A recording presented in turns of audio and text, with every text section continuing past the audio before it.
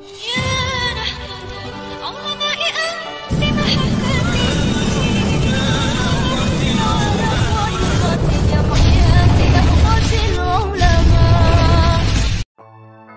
kira polemik nasab ini akan sama saja seperti tahun 2024 yang akan kita hadapi di tahun 2025 ini, sepanjang Balawi ini masih mengaku sebagai keturunan baginda Nabi besar Muhammad Sallallahu Alaihi Wasallam. Dari variabel-variabel yang Balawi dapat gugatan dari masyarakat, baik dari epistemologis melalui kajian DNA, kajian nasab, dan kajian sejarah, maupun dari variabel sosiologis yang masih belum mereka dapat meninggalkan cara-cara masa lalu di mana mereka masih menganggap diri mereka sebagai turun Nabi, masih menganggap kiai-kiai di Nahdlatul Ulama sebagai pengawal-pengawal dari para habaib, masih menganggap bahwa darah mereka lebih mulia, sementara telah jelas bahwa darah mereka bukan darah keturunan Nabi, bukan darah keturunan Arab. Darah mereka adalah darah keturunan orang-orang Kaukasus yang kemudian pindah ke India. Kemudian mereka mengalami proses genealogi dengan orang-orang India, kemudian pindah ke Yaman, kemudian pindah ke Indonesia. Makanya di dalam genealogi mereka secara DNA itu ada gen-gen India yang sangat kental, karena memang ada perpindahan mutasi dari Kaukasus kemudian ke India, kemudian ke Mirbat, dari pelabuhan Mirbat itu pindah ke Hadramaut, kemudian masuk ke Tarim.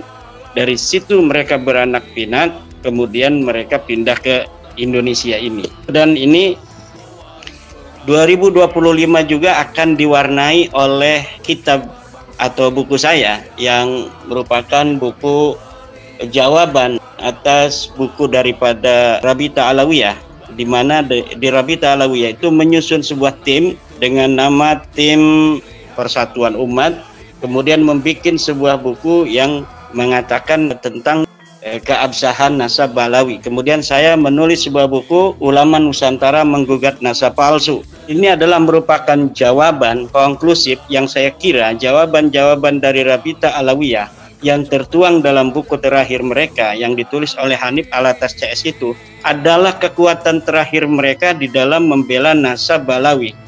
Dan telah saya jawab seluruh hal-hal yang sangat signifikan yang ada di dalam buku Hanif Alatas CS itu, di dalam buku saya Ulama Nusantara Menggugat Nasab Palsu ini. Jadi saya kira hal-hal yang dianggap cukup urgen yang ada di dalam buku Hanif Alatas CS itu telah mendapatkan bantahan secara epistemologis di dalam buku saya ini. Maka untuk para akademisi sangat layak buku ini untuk dikonsumsi sebagai perbendaharaan di dalam bagaimana nanti memberikan sebuah penilaian terhadap polemik nasab yang selama ini terjadi.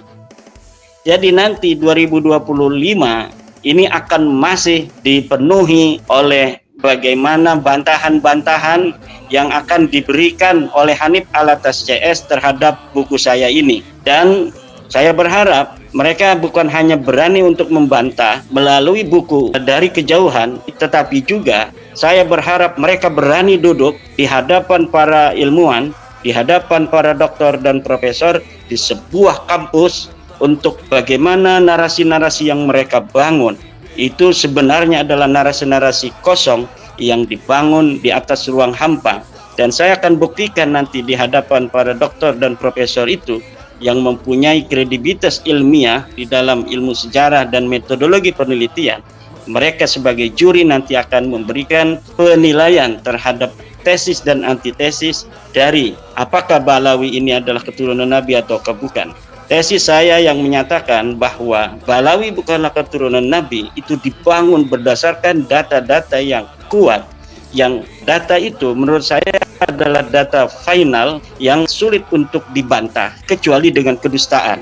Nah, itu juga nanti 2025 akan dipenuhi dengan penolakan-penolakan masyarakat terhadap klan-klan Ba'alwi. Bukan hanya dari selama ini yang kita kenal dari golongan Ba'alwi yang memiliki track record, misalnya sebagai orang-orang fundamentalis seperti Rizik Syihab, Bahar Smith, dan lain sebagainya. tetapi juga terhadap tokoh-tokoh seperti Lutfi bin Yahya, Syekh Assegaf, dan lain sebagainya. Tokoh-tokoh yang selama ini relatif dekat dengan kalangan NU, berbarengan dengan kesadaran masyarakat yang begitu tinggi terhadap nilai-nilai kebudayaan, nilai-nilai jati diri bangsa mereka sebagai bangsa Nusantara. Ini juga akan dipenuhi hal-hal yang berkaitan dengan tokoh-tokoh Balawi dari golongan yang selama ini dekat dengan NU pula. Seperti kemarin, bagaimana penolakan Syekh bin Abdul Qadir Assegaf di Tulung Agung, kemudian di Demak, kemudian di Banyumas, kemudian terakhir itu di Banyuwangi. Nah, penolakan-penolakan ini walaupun tidak sampai kepada di stopnya acara itu di beberapa tempat, itu mengindikasikan bahwa masyarakat sekarang sudah memiliki penilaian yang minor terhadap orang-orang yang selama ini pun dianggap dekat dengan NU dari kalangan Balawi. Saya kira ini tidak akan jauh-jauh dari hal-hal seperti itu nanti dari 2025. Terima kasih.